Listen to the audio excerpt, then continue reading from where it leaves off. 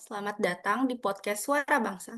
Tempat kita ngobrol tentang kebangsaan dengan cara yang santai tapi bermakna. Kenalin, aku Nabila dan ada Halo, rekanku saya lainnya. Holman. Halo, Nah, di sini kita nggak sendiri nih. Ada kakak-kakak narasumber yang mau bagi opini mereka. Mungkin bisa berkenalan terlebih dahulu. halo semuanya, aku Alfi. Hai semuanya, aku Pelangi. Halo semuanya, aku Via.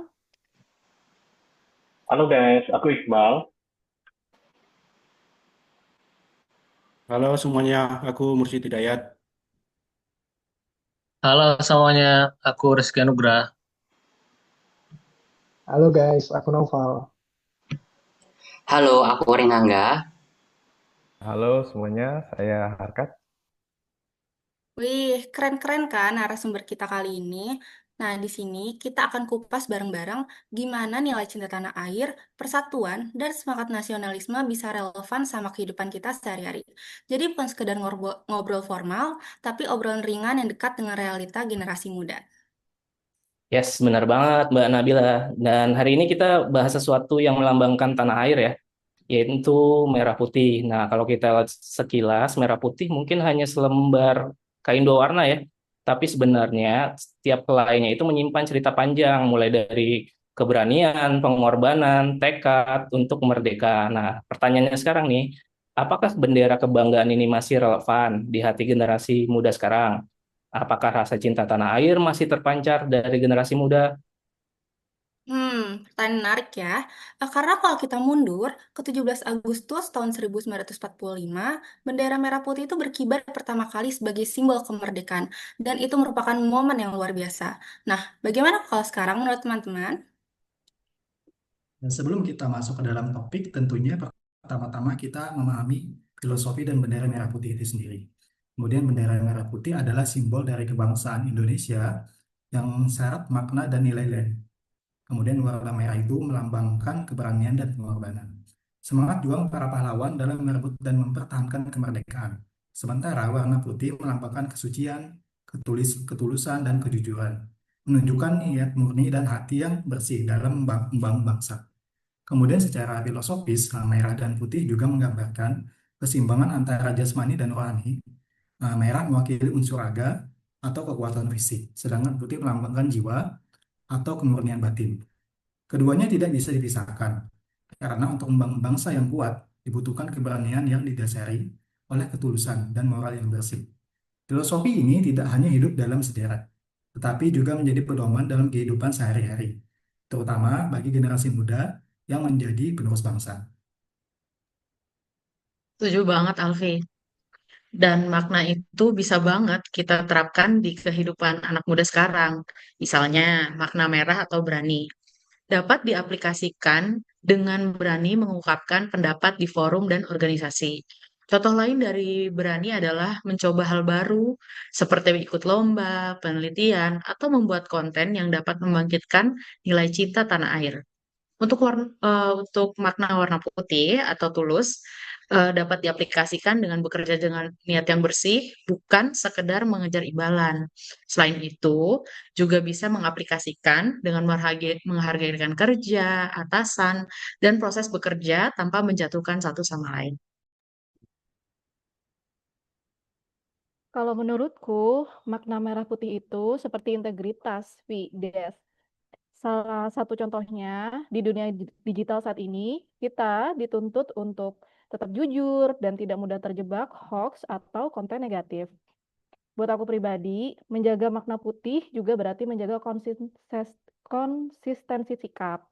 Di era serba digital, generasi muda sering dihadapkan pada pilihan antara popularitas instan atau mempertahankan prinsip. Nah, putih itu menjadi pengingat supaya kita tetap berpegang pada nilai yang benar, meskipun ada godaan untuk mengambil jalan pintas.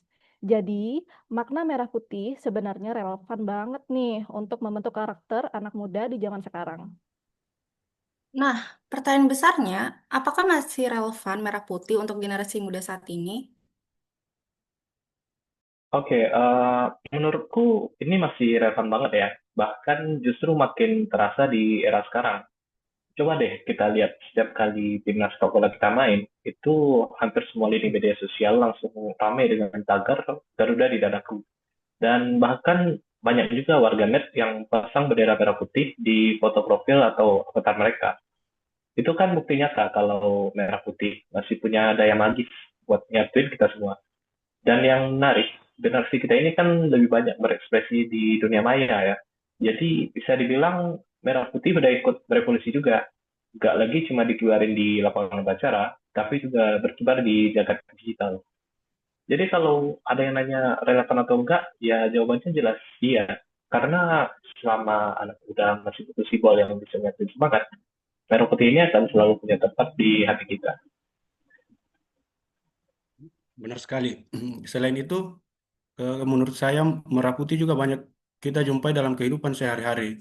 Kehadirannya tidak hanya terlihat dalam bentuk bendera resmi negara, tetapi juga hadir dalam berbagai aspek kehidupan masyarakat. Misalnya pada desain fashion yang memadukan warna merah dan putih sebagai simbol kebangsaan nasional.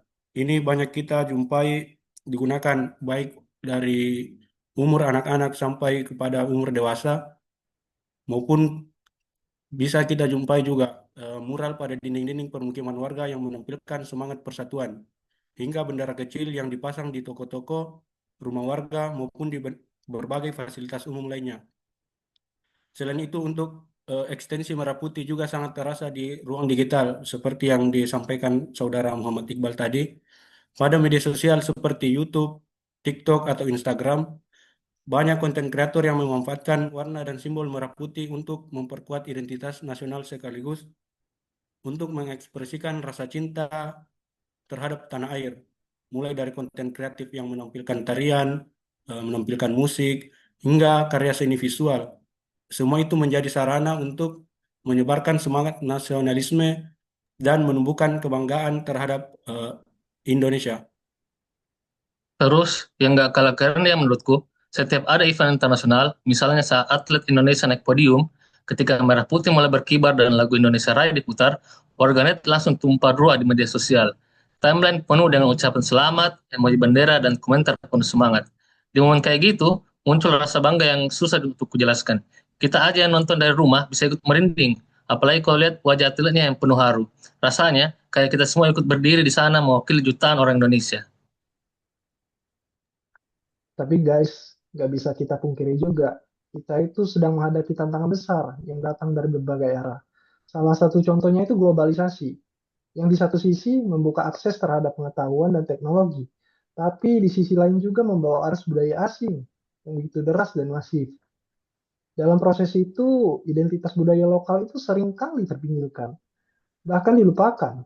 Ironisnya, ada sebagian dari kita yang merasa lebih bangga menggunakan simbol-simbol dari luar negeri, entah itu dalam gaya berpakaian, bahasa, atau produk konsumsi. Dibandingkan dengan simbol-simbol yang mencerminkan jati diri bangsa sendiri. Padahal kekayaan budaya kita bukan hanya warisan, tapi juga kekuatan yang bisa menjadi fondasi untuk membangun masa depan yang lebih berkarakter dan berdaulat. Menjaga dan mengangkat nilai-nilai lokal bukan berarti menolak kemajuan ya, tapi justru menjadi cara untuk tetap berdiri tegak di tengah arus perubahan global. Ya, benar banget yang disampaikan Mas Noval ya. Jadi ini semua jadi tantangan bagi kita. Nah, pertanyaannya buat kita sekarang ini, apakah generasi muda masih bangga mengibarkan merah putih? Kenapa ini jadi penting? Ya, karena kita hidup di era di mana batas negara sudah makin tipis. Budaya luar itu gampang masuk, informasi bertebaran tanpa filter, dan seringkali kita lebih sibuk malah mengikuti tren global ketimbang memahami akar identitas kita sendiri. Nah, di titik inilah nasionalisme kita diuji. Untungnya masih banyak banget anak muda kreatif yang nggak kehabisan ide buat ngangkat tema merah putih. Dari musik sampai mural di tembok kota, bahkan sampai desain sepatu yang dihiasi motif bendera. Semuanya jadi cara unik buat nunjukin rasa cinta ke Indonesia. Kreativitas mereka tuh bikin kita sadar kalau nasionalisme nggak selalu harus ditunjukkan dengan hal-hal formal, tapi bisa lewat karya yang dekat sama kehidupan sehari-hari. Menurutku itu keren parah sih, soalnya jadi bukti kalau rasa cinta tanah air bisa dibungkus dengan gaya kekinian, yang tetap nyambung sama anak muda zaman sekarang. Karya-karya kayak gini Bukan cuma bikin bangga, tapi juga bikin kita lebih pede nunjukin identitas Indonesia di tengah tren global. Jadi makin semangat deh ngelihat banyak ide gokil bermunculan buat merayakan merah putih dengan cara yang fresh dan out of the box. Selain itu, karya-karya bertema merah putih ini juga bisa jadi inspirasi buat orang lain. Misalnya, ada yang awalnya cuma lihat mural di jalan, terus jadi kepikiran buat bikin ilustrasi sendiri. Atau ada yang dengar lagu bertema nasionalisme, lalu jadi semangat bikin konten dengan vibes serupa. Kreativitas kayak gini tuh efek domino banget. Sekali ada yang nyebar, bisa nularin semangat positif ke banyak orang. Ya, saya kira saya sangat setuju sama Kak Renangga Yudianto. Dan sebenarnya kita semua itu bisa memulai dari hal yang sederhana untuk mencerminkan cinta tanah air. Nah, apa saja itu? Yang pertama, kita bangga pakai produk lokal. Nah, mencintai tanah air ini bisa dimulai dengan membeli produk-produk lokal. Nah, hal ini juga dapat mendukung UMKM kita dan mengurangi ketergantungan warga terhadap produk asing. Nah, dan menumbuhkan kebanggaan nasional. Tapi apa tantangannya? Yaitu tantangan adalah masih ada anggapan bahwa produk-produk di luar lebih baik dan kurangnya promosi dari pelaku usaha lokal kita. Nah, yang kedua, mengikuti upacara bendera. Nah, upacara bendera dapat menanamkan nilai disiplin, kemudian rasa hormat, dan persatuan. Nah, ini semua dapat menjadi momen refleksi kebangsaan. Kini, upacara tidak dilakukan lagi di lapangan-lapangan upacara, tetapi sudah lebih kreatif, di mana lokasi upacara sudah dilakukan seperti di gunung atau di pantai tanpa mengurangi nilai hikmatnya. Nah, yang ketiga, kita dapat menyematkan simbol merah putih dalam karya seni. Nah, seni yang dimaksud ini seperti musik, film, dan desain digital yang dapat menghidupkan nasionalisme dengan cara kreatif dan emosional. Sebagai contoh, kita tahu film Battle of Surabaya itu sangat banyak memuat konten dari merah putih. Kemudian, media sosial ini dapat juga membantu menyebarkan nilai kebangsaan dengan cara yang menarik bagi generasi muda. Ya, makasih Mas Harkat. Menarik ya, 3 poin yang disampaikan oleh Mas Harkat barusan. Hal sederhana untuk mencerminkan cinta tanah air. Hal tersebut kecil ya kalau kita lihat, tapi kalau dilakukan banyak orang, saya rasa sih dampaknya bakal luar biasa ya. Betul banget Mas Holman. Nah, jadi bisa kita tarik kesimpulan nih, merah putih itu bukan cuma kain dua warna, ia simbol persatuan, keberanian, dan identitas kita sebagai bangsa.